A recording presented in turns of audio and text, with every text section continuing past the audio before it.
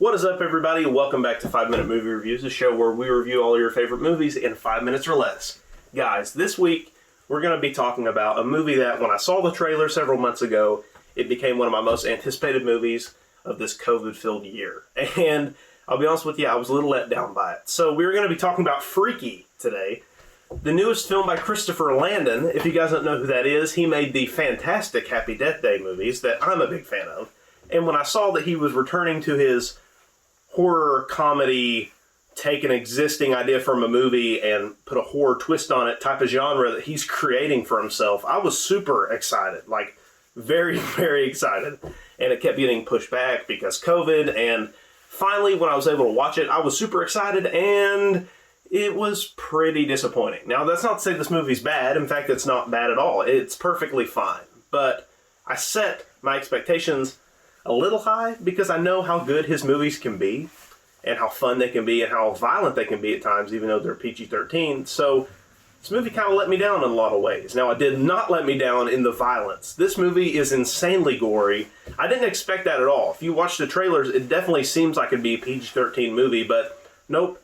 There's a lot of blood, a lot of gory kills, there's a lot of cussing, there's a lot of sex, there's all kinds of stuff going on in this movie. And obviously, that is not a complaint for me. I'm actually pretty excited to see Christopher Landon get an R rating on one of his films.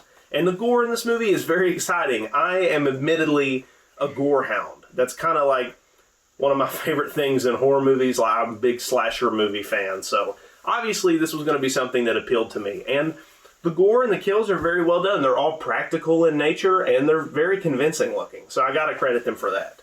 Also, more positives with the movie. Vince Vaughn is the funniest he's been in years. And he's been in a lot of mediocre comedies over the years. It's kind of cool to see him return to a movie that's not too bad because he's been in a lot of crap the past decade. So Vince Vaughn is very good in this movie.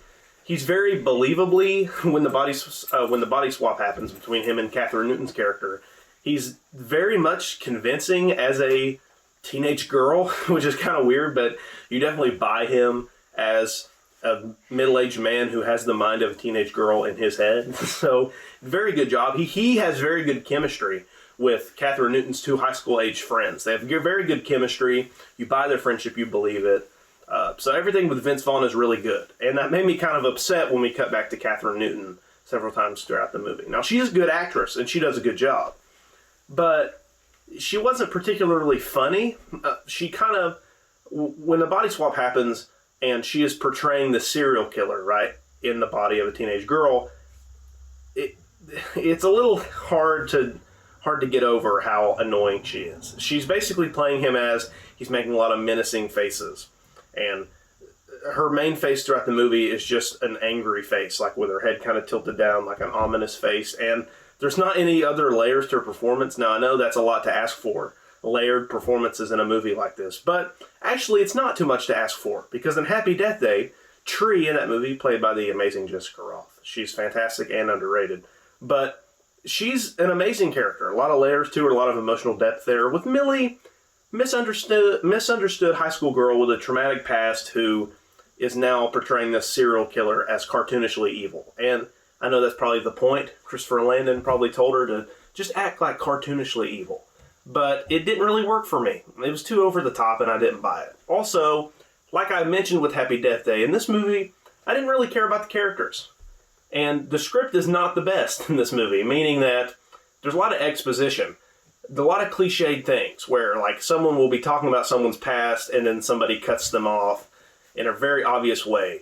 That's just like, okay, I get it. She had something traumatic happen in her past. Like, there's no subtlety to how things are explained in this movie. And again, when the Happy Death Day movies are written so well, I expect a lot from this guy. I expect a lot from Christopher Landon because he wrote those movies and he wrote and directed this movie.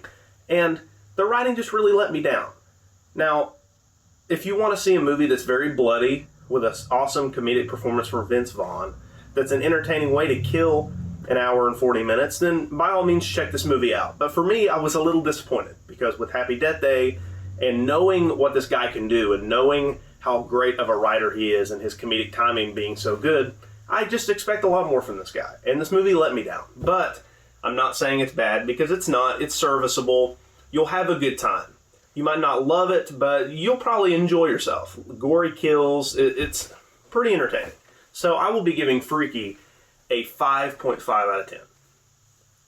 Alright everybody, thank you so much for watching. Be on the lookout for new episodes every Monday, and also every 2 weeks, Mando review episodes. Very excited for this new series I'm getting into. So again, thank you very much for watching, guys. I will see you all in the next video. Bye.